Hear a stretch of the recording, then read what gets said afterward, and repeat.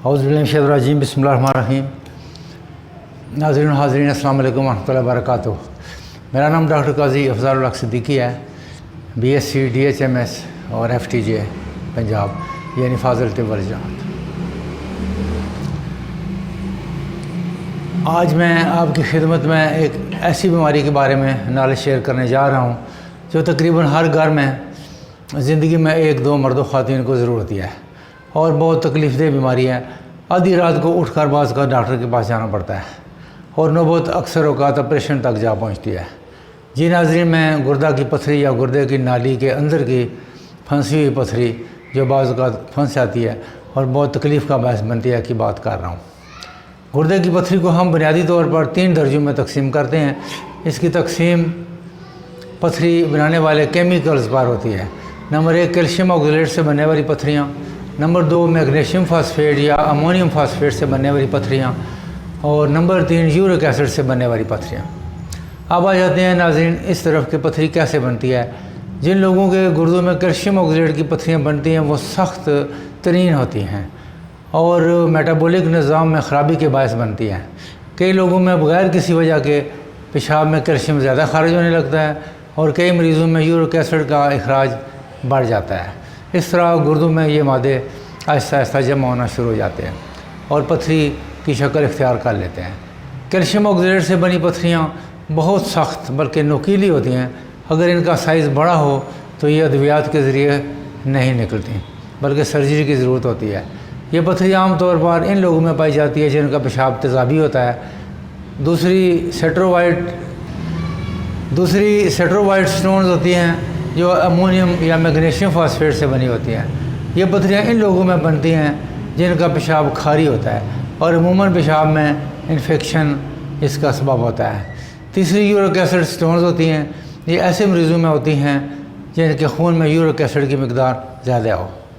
ऐसे लोग गंठिया का शिकार होने के साथ साथ गुर्दे की पथरी का शिकार भी हो जाते हैं। ऐसे मरीज़ों का पेशाब गाढ़ा और तेज़ाबी होता है। पथरियों की चौथी किस्म स्टेन स्टोन्स की होती है। स्टेन पेशाब में अगर ज़्यादा खारिज होने लगे तो ये गुर्दों में जज़ब नहीं होती और आहिस्ता आहिस्ता पथरी की शक्ल बन जाती है। ये पथरियाँ पेशाब की नाली को ब्लॉक कर देती हैं और गुर्दों को बहुत नुकसान पहुँचाती हैं। अब आते हैं अलामात की तरफ।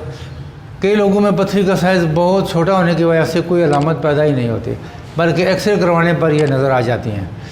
सेकंड बात यह है कि गुर्दे की पथरियों के बायस बार बार पेशाब आता है और तीसरी बात यह है कि पेशाब में जलन और कभी खून आता है। चौथी बात यह है कि पेशाब में रुकावट हो सकती है। पांचवी बात यह है कि पेशाब बंद हो सकता है और गुर्दा के मुकाम पर शदीद दर्दें होती हैं। दर्द के बायस मतली और कै होती है। अब आते हैं टेस्ट की तरफ। IVP यानी इंट्रावेनस पाइलोग्राफी, इस टेस्ट की मदद से गुर्दों की पथरियाँ और उनका साइज़ वगैरह क्लियर दिखाई देते हैं। नाज़रीन, पथरियों का लेबॉरेटरी टेस्ट भी होता है ताकि इनकी बनावट के बारे में मालूमात मिल सकें। खून के टेस्ट यूरिया और क्रेटिनिन का लेवल चेक कराया जाता है। अगर लेवल ज़्यादा हो तो गुर्दों की ख़राबी को ज़ाहिर करता है। खून में कैल्शियम का लेवल भी चेक कराना चाहिए। पैराथायराइड ग्लैंड की रतूबत का लेवल भी चेक कराना चाहिए। अगर ये रतूबत बढ़ जाए तो खून में कैल्शियम की मिकदार बढ़ जाती है। इसके अलावा नाज़रीन, पेशाब का टेस्ट करना बहुत ज़रूरी है। इसमें pH और इन्फेक्शन की कैफियत को देखा जाता है। अगर pH तेज़ाबी हो तो पथरी कैल्शियम ऑक्सलेट से बनी होगी या यूरिक एसिड से बनी होगी। अगर pH खारी हो तो दीगर पथरियाँ होंगी। अब नाज़रीन आते हैं इलाज की तरफ। इलाज के लिए सबसे पहली बात यह है कि मरीज़ को पानी बहुत ज़्यादा पीना चाहिए या लिक्विड ज़्यादा पीना चाहिए। मसलन दूध, जूस, लस्सी यानी कि पीने वाली सारी चीज़ें पीनी चाहिए और चावल, टमाटर और पालक से परहेज़ करना चाहिए। इस सिलसिले में जर्मनी की बनी हुई एक दवा है PK74 को मैंने बहुत मौसर पाया है। इन कतरों का नाम है रेनिलिक्स। PK74 RENELEX रेनिलिक्स PK74। रेनिलिक्स पथरियों को तोड़कर इनके अखराज की राह हमवार करता है। गुर्दों के दर्द में कमी और खुलकर पेशाब लाता है। गुर्दों या पेशाब में मौजूद अफूनतों को ज़ायल करता है। यह दवा जिस्म में यूरिक एसिड बनने के रुझान को रोकती है।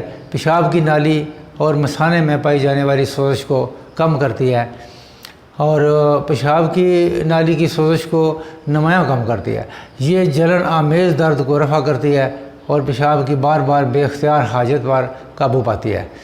طے نشین یورک ایسڈ اور فاسفورک ایسڈ کو خارج کرنے اور گردوں کے عمل کو بہتر بنانے کے لیے PK74 رینیلیکس ایک نہایت مؤثر دوا ہے جو کھل کر پیشاب لاتی ہے اور پورے جسمانی نظام سے فاسد مادوں کو خارج کرتی ہے۔ نیز گردوں یا پیشاب کی نالی یا مثانہ میں پتھریاں ہوں، گردے کا درد ہو، گردے کی سوزش ہو، پیشاب جل کر آتا ہو، PK74 ان تمام علامات کو رفع کرتا ہے۔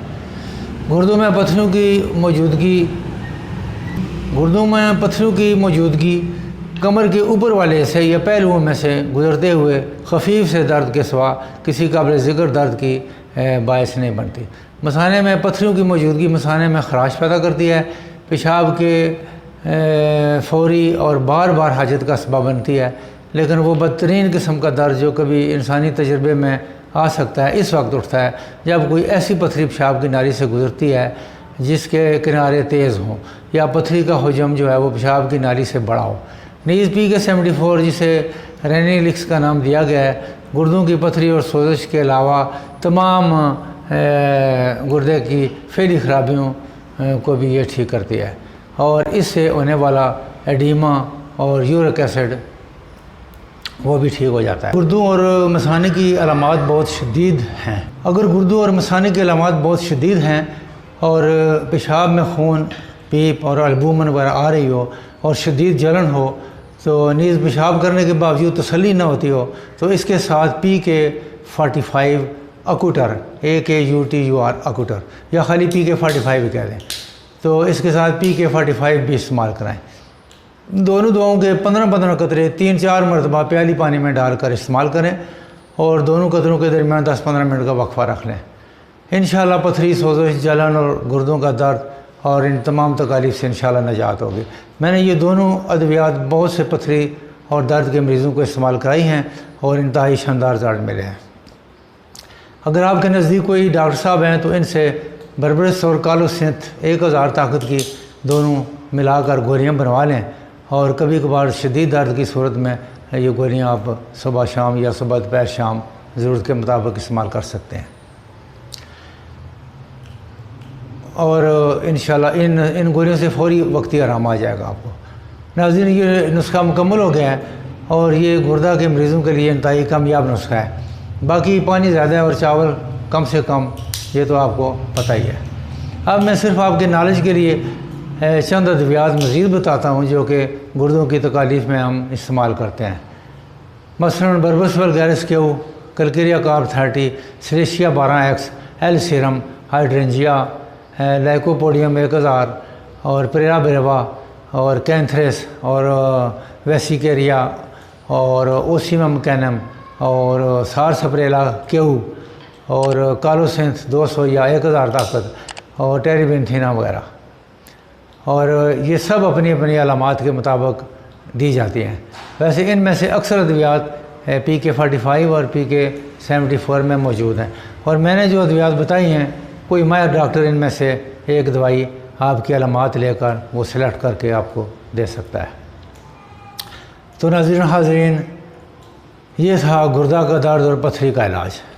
ایک بات یاد رکھیں کہ قطرے میں شاہ گن کر ڈالیں، جھاڑ کر نہ ڈالیں اور ایک پیالی پانی میں یہ قطرے ڈال کر ڈالیں، چونکہ یہ اس کے قطرے بھی موٹے نکلتے ہیں اس کمپنی کے اور 15 قطرے کافی دوائی ہوتی ہے، اس لیے ایک پوری پیالی پانی میں ڈال کر لیں۔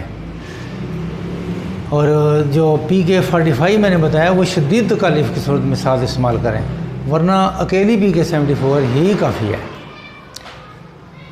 اور اپنے نزدیکی ڈاکٹر سے آپ مشورہ بھی لے سکتے ہیں اور تحصیل گجر خان اور گردنواہ کے لوگ جو ہیں وہ اسلامی ہومیو کلینک اسکیم نمبر 1 سے ادویات لے سکتے ہیں اور مشورہ بھی کر سکتے ہیں، نیز آپ فون پر بھی مشورہ کر سکتے ہیں۔